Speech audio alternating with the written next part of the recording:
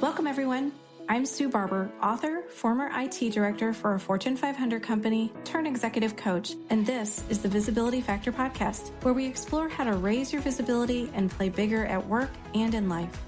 We'll explore key topics and welcome guests that help you shift your thinking about yourself so you can see new possibilities for your leadership. I'm on a mission to create a visibility movement for leaders to show their value and be seen for their true talent.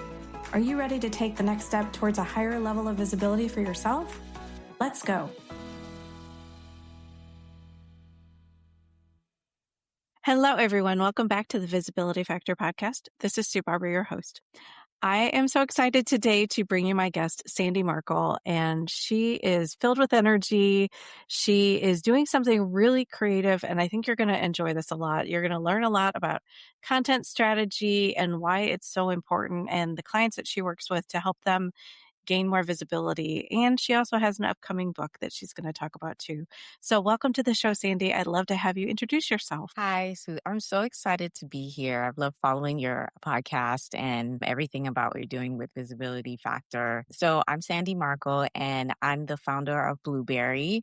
And the name is not food inspired by accident. I really help content teams and creators turn a chaotic, unstructured content into systems that are built for visibility. My niche is recipe platforms because I've been in the food space for over 10 years, but I just love to see everything nicely just in a box, but also that powers new innovations every day. So how did you discover that this was something that needed to be out in the world? Well, it was completely by accident, actually. I started off in the accounting field. I went to school for accounting, and I was doing accounting at the school board level for like 10 years. And then my husband and I decided on a whim to move to China. And so we moved to Shanghai in 2014, and we thought it was going to be like this live, pray, love kind of thing where we'll go teach English for a year and we'll see how it goes. And it turned into 9 years, but I never ended up teaching English. I ended up working for a food tech platform, and I didn't know anything about the space of food media and digital experience except as a consumer. But that's how I started learning about all things content, all things structured experiences, really through the development of innovations over time. So that's how I kind of got into it. And if anyone has been in a startup environment, you know how fast-paced it is, how exciting it is. It was a really explosive time for food media at the time. So I really got into it from just wearing a bunch of hats, content-related hats too. Yeah. Wow. So was that a big transition for you to do something like that, or had you done something similar in the past? No, I had not. It was everything that I had ever done up until then was very in the box. And even where I worked, if anybody has worked for nonprofit organizations or government systems, I did finance. I had my credenza. I had my purchasing vendors, and I had my printer. And then I'm not only thrown into a new country that I never lived in before, but I was also thrown into this environment, the tech startup environment, where we had shared desks. We sat on beanbag chairs. It was everybody working in the CEO's apartment, and there was a brainstorm every 5 minutes. So just everything about this experience. And I was probably in my late 20s at the time, but I think I was one of the oldest people there. But every person that was around me was so intelligent, so excited about the space. So a lot of things about it was extremely new to me. I was definitely a fish out of water for sure. But I love the explanation of the environment because it sounds very creative and a lot of passion For and sure. excitement for what you guys were building. So Absolutely. did that all come to fruition while you were there, or did that happen later when you Yeah. actually implemented? Yeah. So when I started off very junior, because I just didn't know anything, I answered this job post and with a very vague idea of what I was going to be doing. And everything I learned was during my time working and living there. So my time living in Shanghai really overlaps with the time that I was working at this food tech startup. So I was working and living there at the same time. Well, I think it prepared you for becoming an entrepreneur then for sure. In more ways than I realized, actually. Never know. It's like each little thing that we do in our lives kind of prepares us for the next thing. So how did you determine that you needed to become more of a content engineering specialist over someone who's more of a content generalist? Great question. So everybody starts as a generalist in the startup environment. And this realization really came from what I was already doing. So in the beginning, if you weren't an engineer, you were on the content team. And so I was the start of the content team. We were a very small team from the beginning, maybe like 12 people or something. And, so I did things across content very poorly. I wrote articles. Especially as content experiences started expanding. Now, this is 2013, 2014. So blogging really started taking off. I think there were like a few people in somebody's apartment at Instacart at the time testing a lot of these models as well. So this is this around the same time. And so at first it was only an app. So I would work with the engineers to work on that, building the CMS to upload these recipes on the app. And then we realized, oh, we need a website. And so then, okay, what do you need on a website? You need articles and you need all these other things. So then I became a writer. And then it became about partnerships. And so then I started developing a partnerships program with food bloggers.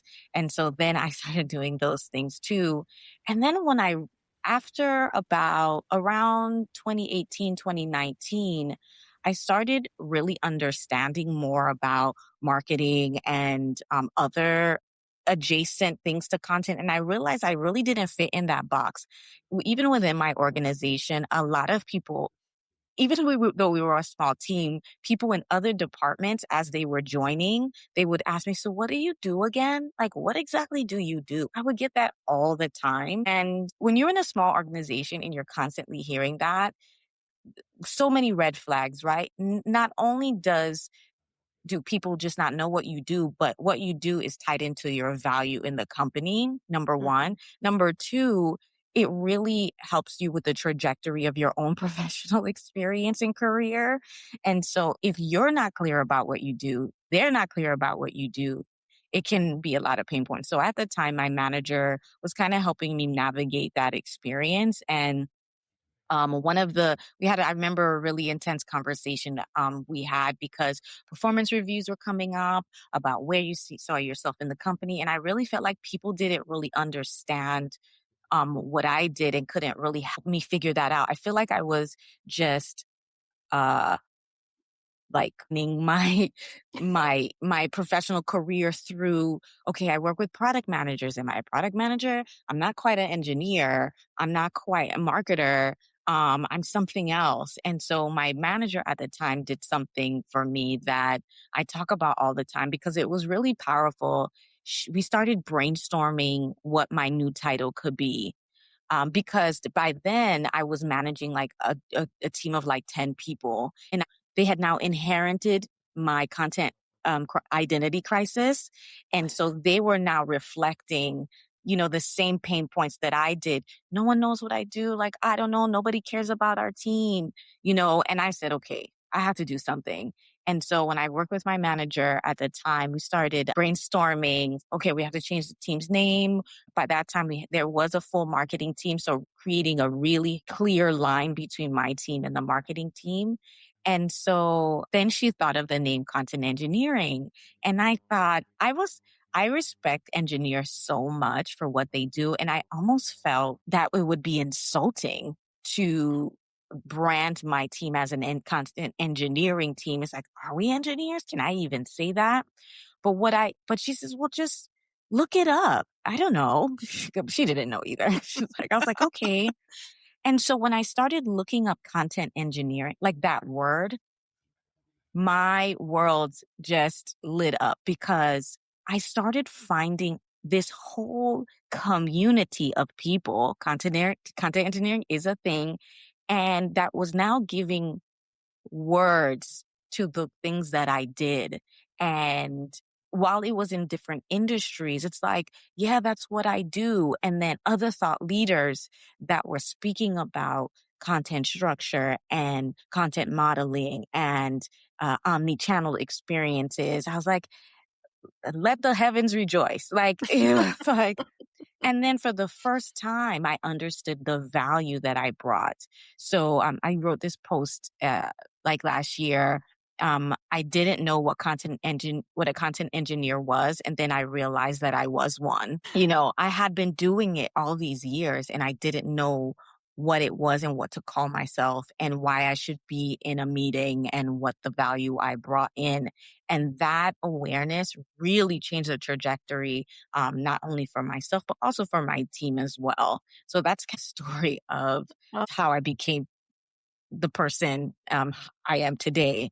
And awareness is a really powerful thing. oh my gosh. Well, there's so much I love about that. First of all, just the recognition that people didn't know what you were doing and that they wouldn't see the value. And of course, that could have implications for you and your team. And then I think it's so cool because I've done that for someone else, like help them figure out all the little pieces and parts that they were doing, but that it actually had a title. It actually Yes, had a group of people that were already doing it. And it was the same experience you just described was a light bulb moment of, oh my gosh, I can't believe this exists. And that's who I already am. So it's big identity shift, and I would imagine absolutely. it allows you to step into it in a much bigger way, a much more authoritative way, much more impactful and influential too in the organization and outside of the organization. Absolutely. Yeah, I think it was it was a pivotal moment for me for sure. That's At a amazing. time that where I really needed it. That's amazing. Okay. So in your new book, you talk about the COSE framework, and I'd love to have you walk through that and explain what that is for people. Yeah, absolutely. So cause came up to me, I don't want to be dramatic, but like as like a vision.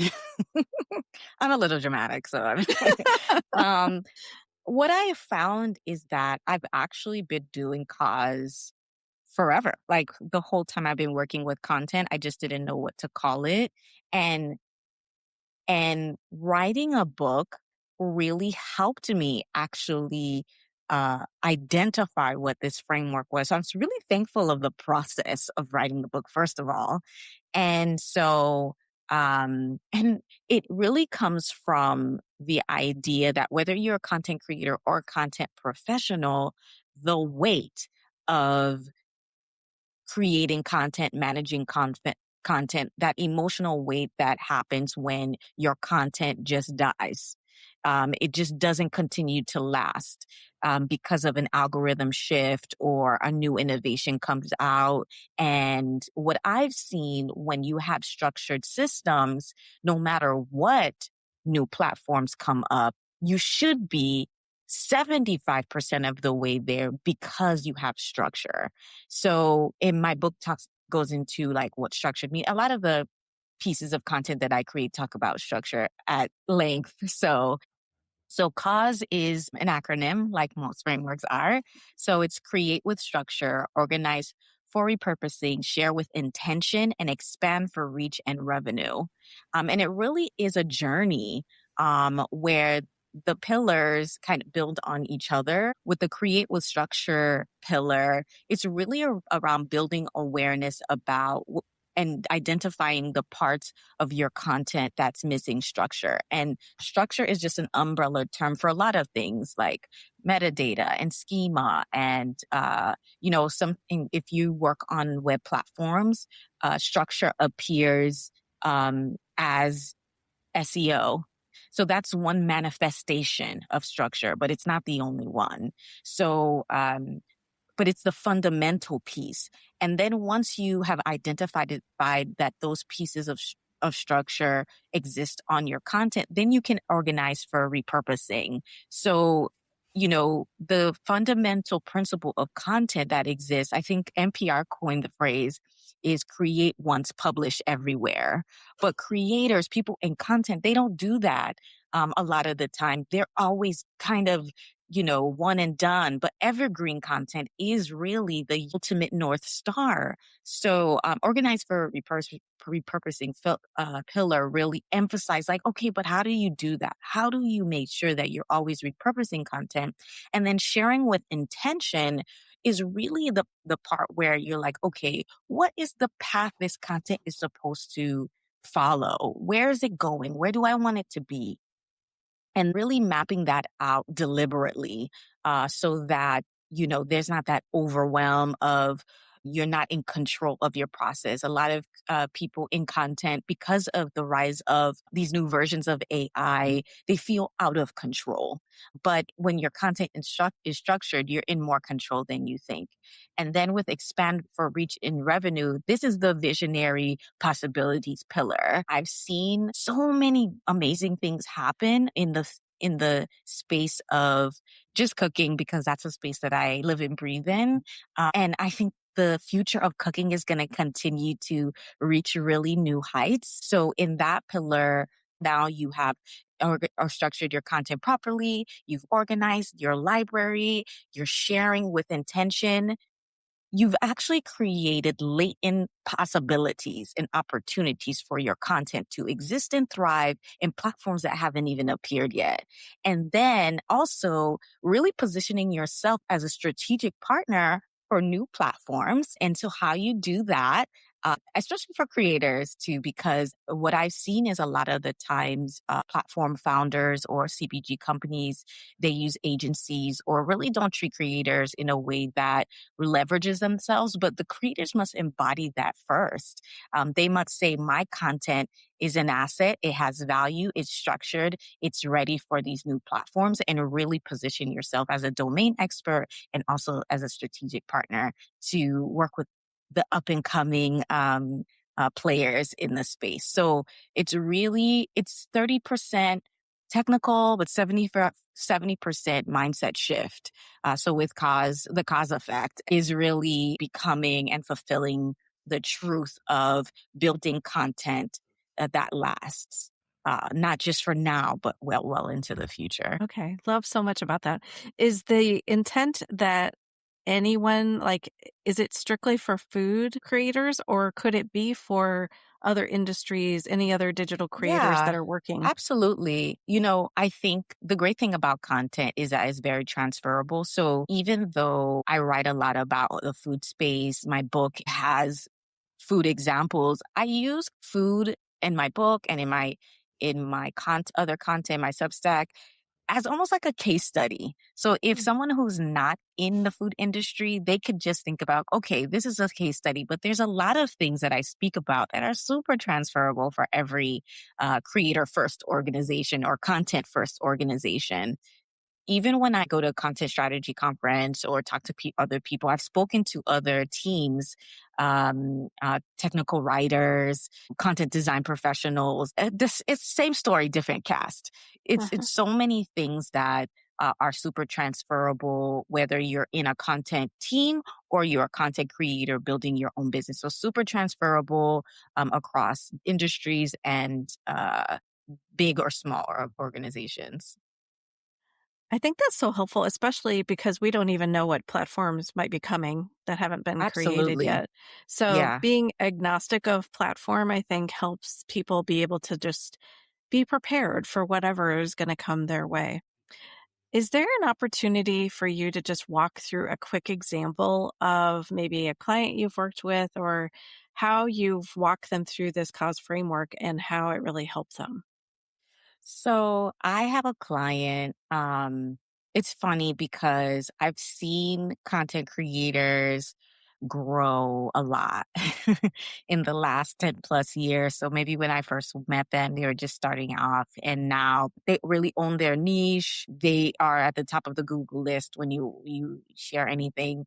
So when I first started Blueberri, it was not because I wanted to start a business. If I'm going to be if I'm going to be transparent, it's because I didn't see anyone talking about the things that I was talking about, or the things that I had seen in this space, and in the specific way that I thought. I always felt that platform companies and creators are super siloed. The platform businesses would create an experience and then find the creator, versus working together with them. And also creators weren't really super aware of what was happening behind the scenes. And then when they would meet up with these uh, platform companies, it's like they're speaking like two different languages. But in my experience, when I was able to facilitate a partnership in the past, it was great. And so I wanted to continue to do that. So, people know me. And, once I said I wasn't at my last company and the company I was with before anymore, and I was starting something new, I had my first client reach out to me. And he was one of the first food bloggers that I ever brought on as a content partner. I just love his recipes, and he was owning the space. But he reached out to me and he said, Sandie, I don't know what's going on, but my discoverability, my visibility, my reach is like flatlining. Can you help me? And at the time I was like, no. I was like, no, I don't do that. He was like, do you manage creators? I was like, no, I don't manage creators. But my husband, as good significant others do, in these situations, he's like, why don't you just talk to him and see like what he needs? I was like, okay, you're right. And what I realized is that while he did all the things right 5 or 6 years ago, it wasn't quite right today. And the manifestation of that was, flatlining reach. He has great retention, like really good follower base. They're loyal, but, he had flatlined. And what was happening was his sponsorship opportunities were few and far in between because they look a lot at metrics and everything like that. So the first thing I looked at was his website. I looked at his website, and by this time he had over 1,000 recipes. And I said, okay, I'm not a marketing person. Just FYI to everybody, I do not position myself as a marketing person, but of course I know things.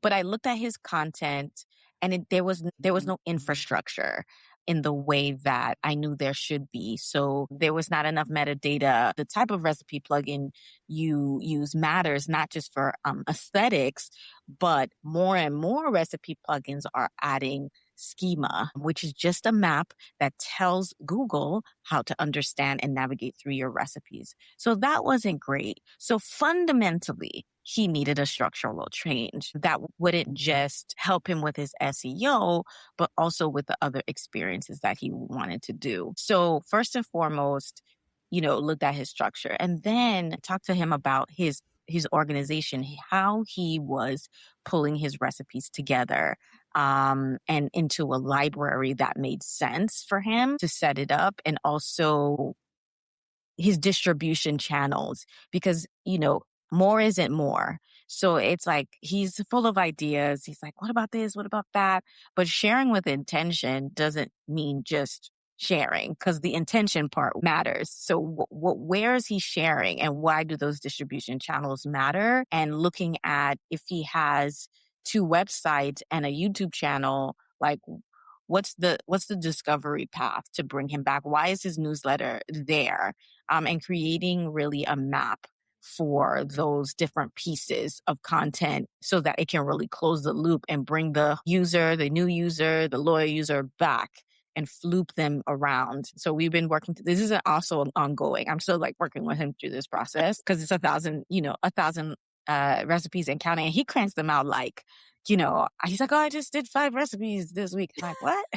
This is not a small, if anybody knows about recipe development creation, like 5 recipes is not like a small thing. Then, and then for expand for reach and revenue, which is actually my favorite. I think adding structure and expanding for reach and revenue are my favorite topics to talk about, because expanding for reach and revenue is about the vision of tomorrow, right? And so I told him about my vision that I want every creator to be a strategic partner in the future of cooking. And so really expanded his idea of the places and spaces that he could be in. I introduced him to new tech founders who are building new platforms. So now he's an advisor for one AI forward recipe platform now, introducing him to, different things. And because awareness, the thing about creators is that they're very much doers. So if you give them information, they're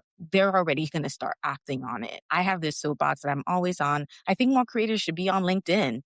I've talked about this many times, and because you can't be a strategic partner in B2B and not have a solid LinkedIn presence. You're not just sharing recipes, you're really being strategic about, the people and teams that you want to gain visibility from, and also want to share how you're leveraging your business in a smart way. So also helping him with that as well. And he's done a great job with getting opportunities, having network meetings. I did a workshop last month at a food blogger conference talking about all these things. And one blogger asked me, can I be more than one thing? Because I did a mini diagnostic about where they were at a time. And yeah, you can be doing a little bit of everything at once.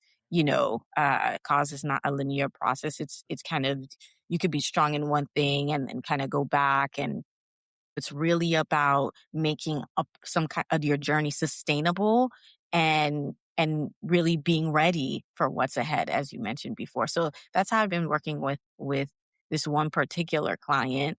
And he's been really great about allowing me to kind of test things on him, and as great clients do. And more as I speak on this topic and on other podcasts or with workshops that I do, people reach out to me all the time. Like, I heard you talk about this. And maybe there's a certain pillar in COSE that they feel most focused on. But usually, if they focus on one, I talk to them about that. But then I always bring them back to the other three because they really work together. And then, and then they're off. And then they're like, okay, got it. And then which is, I'm happy about that. Yeah. So I'm hoping, I like to create educational resources for creators that they can just use. So I have a Substack, a Blueberry pie, and the mathematical pie, not the one you bake. And it's really that resource to help. The tech part can feel like kind of weighty. So I really try to make it approachable and help them kind of decode the things that they see and hear, because the solution of COSE is also to debunk a lot of misinformation when it comes to technology and AI, and get creators out of the toxic loop of just hating everything about it. And then that's where it stops. But I want people to go beyond that. So that's how I'm helping one particular client, because sometimes other clients that I have, that I work directly with, which is not a lot of creator clients, sometimes I help them prepare for COSE. So I had another client who in the past they were blogging, and they, for one reason or another, they just stopped. And then 5 years later, they're at it again. Either they've lost their main job and they're like, okay, I'm going to do this now full time, or they just decided to do it again. But now it's a whole new world. It's the wild, wild west of content creation. And while they're super motivated, they need to know what in the world is happening with content. Also, all of their hearing is the doom and gloom of AI. And then they hear me speaking or he see my post. And, I always try to be a ray of sunshine and hope, and something that is not that substantial. And so they're like, oh, maybe this is something. And so they come to me and for help navigating, like, okay, should I do this again? What are my options? And then I can kind of help them decide if they really want to get back into content creation again in the form of their blog or not. Well, I would think just because there is so much change all the time, algorithms change, Yes. platforms change, and just having you as an authoritative resource who is in it every day and knows way more, plus a nice little framework to follow is, I think, always welcomed, because even if you're not ready for all of it, just getting started somewhere would be really helpful. Plus, being a connector to kind of Yeah. what's happening in the industry, I think would also be really, really great. So, why is it time for your book right now? Like, why do you think it was important for you to write this book? Think since I started Blueberry, I like to teach people. I like to train them. This is something that I've always liked to do, even when I was leading a team. And every time I spoke to creators on a Zoom meeting for a business call or whatever, it always turned personal.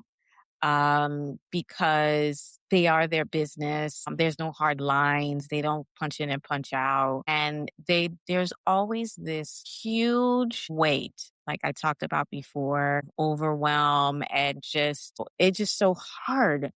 And if anybody follows Myers-Briggs, I am an INFJ, which is the advocate. And it really says a lot about, it talks, I mean, my personality is I always want to help. I just really want to help people.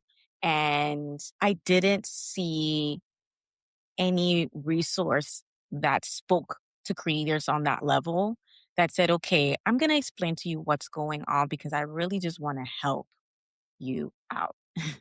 And so um, I kept going back to writing a book. I kept convincing myself that I couldn't do it uh, until finally I joined AJ Harper's workshop, where we all know each other, um, and and and it really gave me the opportunity to see, oh, this is possible, and not just possible. I always felt that it was needed, this type of book. And the idea of having something that's prescriptive nonfiction. I have a lot of cookbooks. I have a lot of books, but some of the books are vanity books. Like I just like them because they're pretty. I did not want that. Absolutely did not want that. I have so many highlighters. Like I could like build my own store. I like to highlight. I like to dog ear pages. Like I want people to walk around and say, Sandie, I read this. Like, what do you mean by this? And just really use the book. I had this blogger meetup one time, and one woman who was amazing, she said, my ad revenue keeps me up at night. Um, and another woman told me, I know I have 5 years tops, and then it's just going downhill. And when you're building like legacy and generational income, you have a family, you have to take care of yourself. Like bloggers are not hobbyists. This is a business that they've invested so much time and money into. And so I want to give them a lens to really understand from a tech perspective, from a content perspective, that their content has value. But if it's not structured, it won't last. And the emotional part of it is that if you're constantly outputting, yeah, you're going to burn out. And many people are already burnt out. They're burnt out, they're cynical, which like who wouldn't be, right? So it's just a hard space to constantly having to show up in. So I think, it's definitely a time for this book. I can't get out fast enough as far as I'm concerned. So I'm out here hustling, trying to make sure that it comes out very soon in a way that's valuable to creators. So I'm in kind of feedback mode, understanding mode, just making sure that it's the exact right resource for creators right now because they can't afford having something that's not useful. Are you planned for this year, for 2026 to come out or next year? I originally planned to launch this year, but I realized that because of what I just spoke about, I really wanted to make sure it meets the reader where they are and it's the solution that they need. So now I'm shooting for spring of 2027, really to give myself enough runway to develop the book because, I want to get it right. Again, this is not a vanity book. I really want it to be something that creators could use. And also, I'm hoping on a secondary path, it also helps platforms understand creators better. I've had an opportunity to have wonderful interviews with people across the industry, not just creators, but industries that serve creators and founders and executives who really get where we are in this stream of time. And so I'm also hoping that for platforms who digitize recipes or content or platforms who work with creators in any form, will also like read it and say, oh, because they're humans, they're people, but they're also a business. And so how they should interact and serve them in the best way possible is, I think, a secondary opportunity for people who read my book. Yeah, it's like you're the translator between both groups to help them understand each other and work Yeah. together in a better way. And one other question I have is, and you talked a little bit about in your own experience how this kind of was for you, but how professionals might feel capable but under recognized. And if they can have just more clarity, they can really start to leverage that. And I think you're a great example of doing that yourself, but I'd love to hear you talk about that some more. Yeah, this is another topic I'm passionate about because it really speaks to my experience. I'm actually speaking at a virtual content design conference, and the title is called The Identity Crisis. Who am I and why was I invited to this meeting? That's the name of my Great title. this. Yes, and it really speaks to my experience, and it's for people who are living this and how to navigate through it, and also what I don't want people to experience. So, I think one of the great things that I did for myself was self-educating because I was working in a startup environment where there was no professional development budget. I wrote an article, a LinkedIn article years ago, it's still up, about, how to own your own professional development when you're lean, using Libby from the library to get audiobooks. If you have a library card, LinkedIn Learning is free. Reaching out when I first realized, that as amazing as the people that I worked with were, they couldn't help me in my professional path. So I went on LinkedIn and I DM'd some really great people because at the time I didn't know who was big, who was small. I Yeah. just saw content engineering, content modeling, content design in their title, and I reached out to them. Well, fortunately for me, they were really experienced thought leaders at the time and also super gracious. I was in Shanghai and I was up at 3 a.m. DMing them, and I was like, "Hey, I'm really trying to figure out my career path. Can I have a 30-minute call with you?" Everybody said yes. And the first person I spoke to, he gave me a reading list. He's like, "I'm going to send you 5 books to read." And I did. I read them. And then a lot of these people I still speak to periodically, and it has really shaped my understanding of what I do, what I want to do, and then what I want to do next. So I would say for people navigating this, it's like this gut feeling that you have. You're like, I don't know about this. This doesn't seem quite right. I don't know what I'm supposed to be doing next. And thankfully I had a really good management where they were always trying to support me in my journey. This is also extremely important.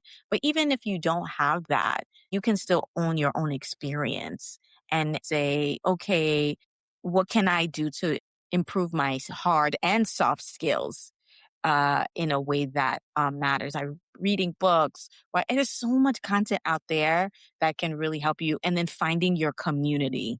This is extremely important at every part of your life because we're not a monolith now, right? We're not a monolith. We're not just one thing. So now I'm writing a book. So now I found my book writing community. I have a content strategy community. I have a food blogging community. So finding your community is really important because you need a group of people who speak your language. It's encouraging, it's empowering, it's validating, and it also allows you to self-correct in a way that helps you with your professional journey. It's very non-traditional, my journey.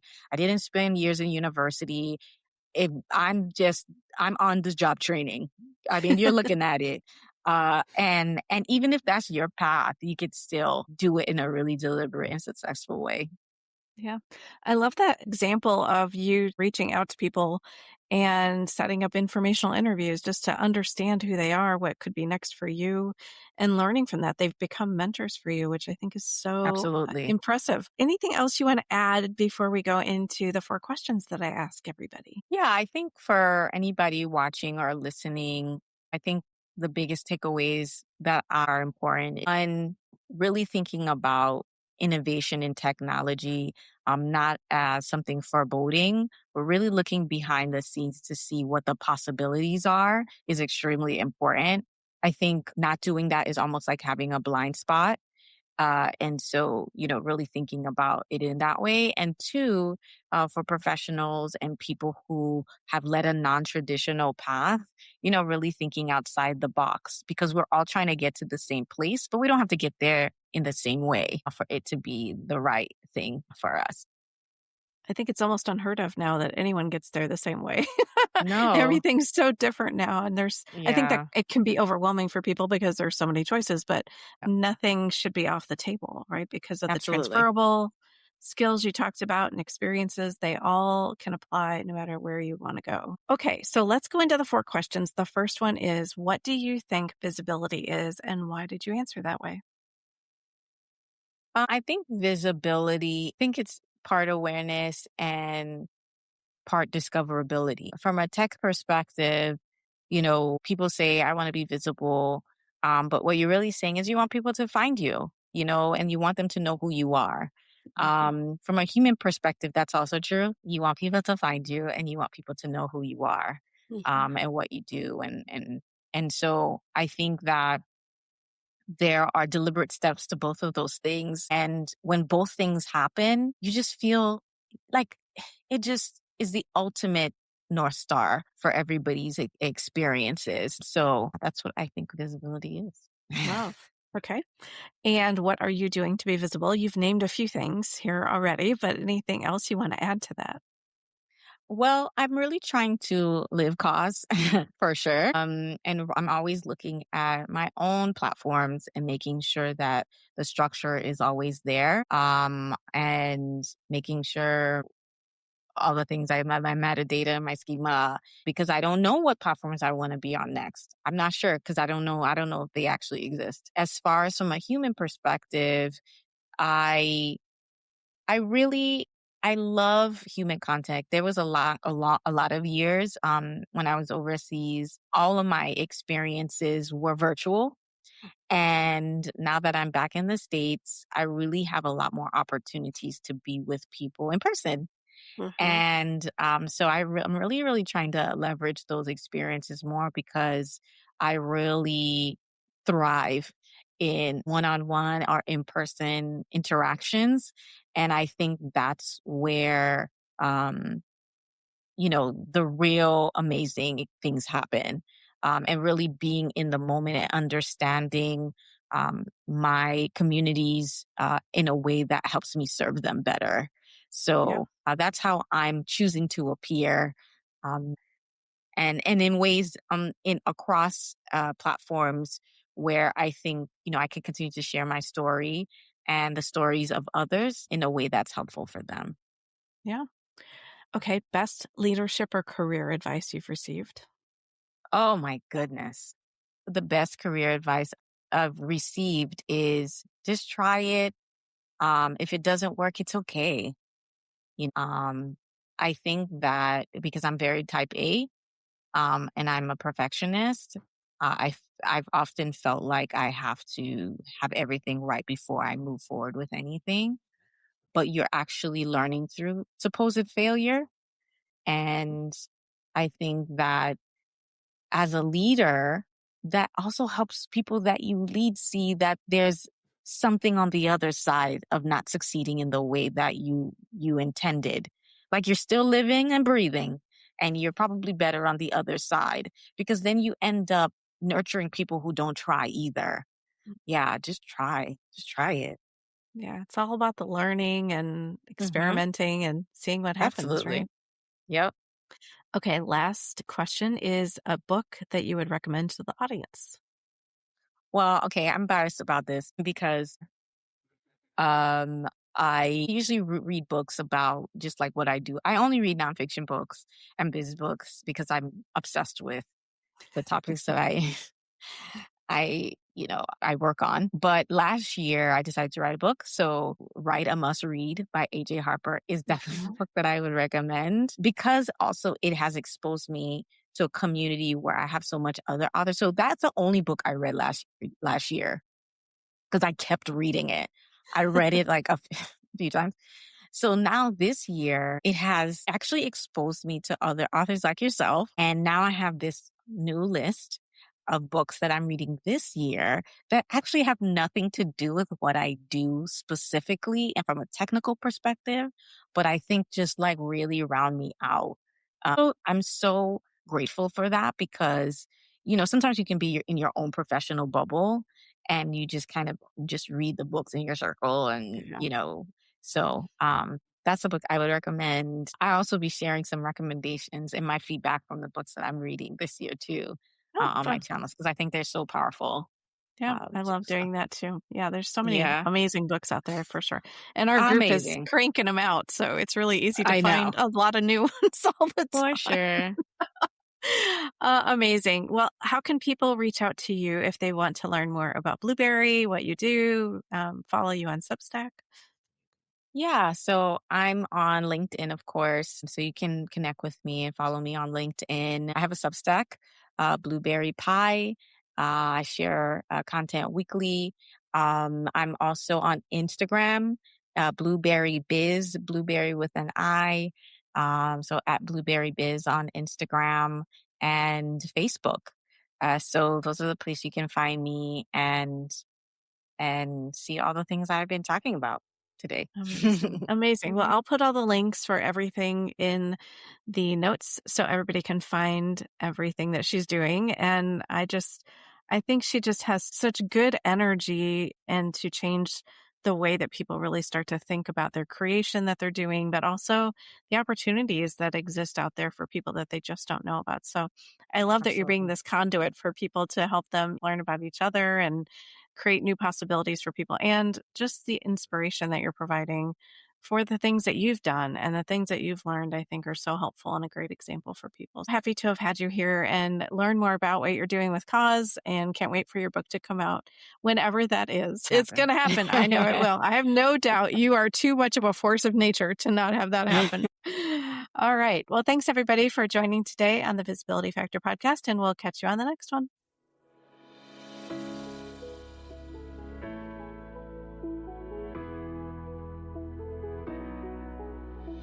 Thanks so much for listening to the Visibility Factor podcast. Remember that visibility starts with small steps that are intentional and consistent each day. Be bold, be visible, be the leader you were meant to be. Find us and subscribe on Apple Podcasts, Spotify, and wherever else you listen to podcasts. Follow us on all of our social media platforms, which are highlighted in the show notes. Thank you for listening, and we'll see you next time on the Visibility Factor podcast.